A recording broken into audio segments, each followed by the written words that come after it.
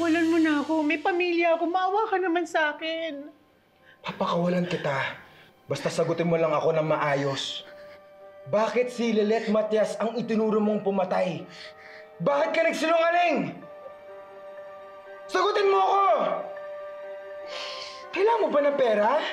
Bibigyan kita ng pera! Basta't sabihin mo lang sa akin, bakit ka nagsinungaling? Bakit si Atty. Matias ang itinuro mo? Hindi naman ako nagsisinungaling eh. Don't push me! Alam kong nagsisinungaling ka. Nakita kita pagkatapos kong makita si Atty. Mer nakahandusay.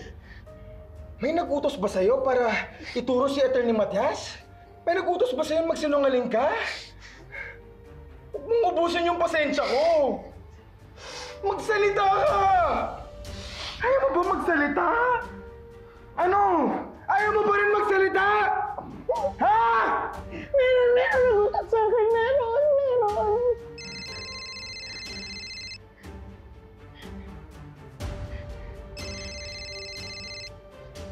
Hello?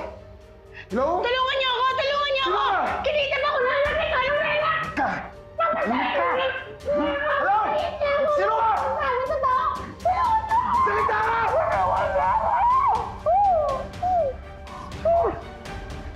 Sino yun? Siya ba yung nag-utos sa'yo para magsinungaling? Ha? Umamin ka na! Sino yun? Nakausap mo si Ino. Sinabi niya na sa akin yung totoo. Na totoo. Totoong nirip ako.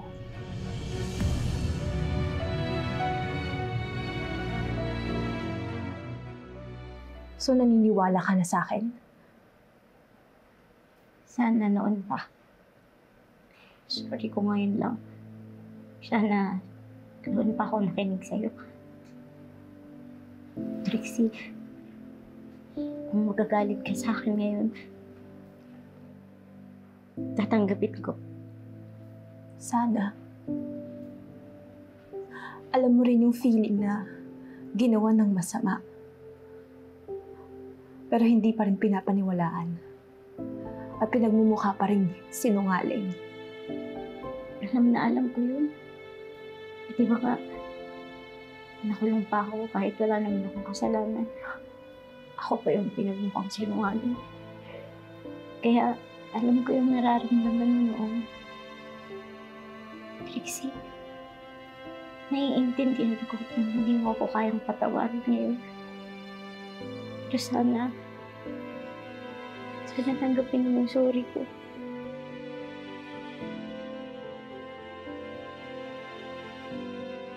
I'm sorry, Trixie.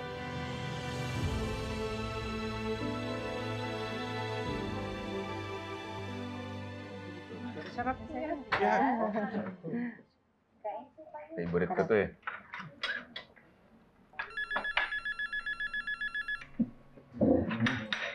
Sarap. Hello? Ate Lilet, sino to? Please, listen to me first. Huwag akong babaan. Excuse me lang po. Kausapin ko lang po ito.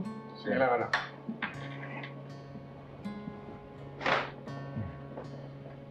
Hello? Ate, please. Huwag mong ipaalam sa polis na tumawag ako sa'yo. Ate, kasama ko si Evelyn ngayon. Ano? Nasaan kayo? Ino, huwag mong gawin to ha. Huwag mong ilagay sa kamay mo yung batas. Ate, malapit na siyang umamin. Konti na lang, ate. Malalaman na natin kung sino ang nagdiin sa'yo para makulong ka. Malaki ang kutob ko na ang taong ito ay may kinalaman kung sino talaga ang pumatay kay Atty. Mer. Sinabi ko naman sa'yo, di ba? I'll prove to you na inosente ako. Ate, I know. I've done some bad things. Ang sama-sama akong tao. Naging manipulative ako. But this time, I want to redeem myself. I want to change. All we need is for Evelyn to tell the truth. We will know the truth, ate. Hey! Saan ka pupunta? Go! Gagalaw! Ino! Lilet, si Ino na naman ba yung tumawag sa'yo?